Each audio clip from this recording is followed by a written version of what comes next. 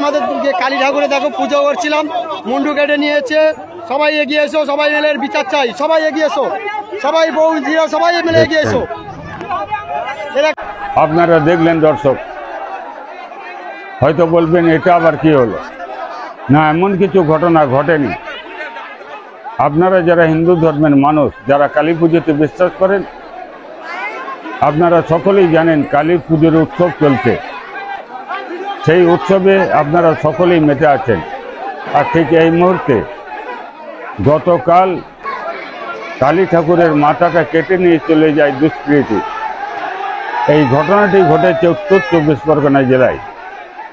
দুর্ভাগ্যের বিষয়, এখনো পুলিশ কিনারা করতে পারেনি, অর্থাৎ যারা মাথাটা কেটে নিয়ে গেছে সেই দুষ্কৃতীদের এখনো গ্রেপ্তার করতে পারেনি।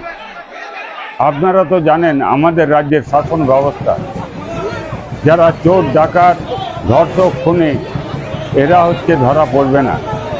আর এরা যদি কোনো রকমে ধরা পড়ে তাহলে সহজেই ছাড়া পেয়ে যায়।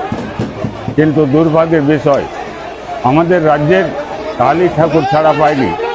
আপনারা দেখুন, কালী ঠাকুরকে গ্রেপ্তার করে নিয়ে যাচ্ছে পুলিশ ভ্যানে চাপিয়েছে। কি বলবেন আপনারা? যা বলার বলবেন। আপনাদের সকলকেই নমস্কার।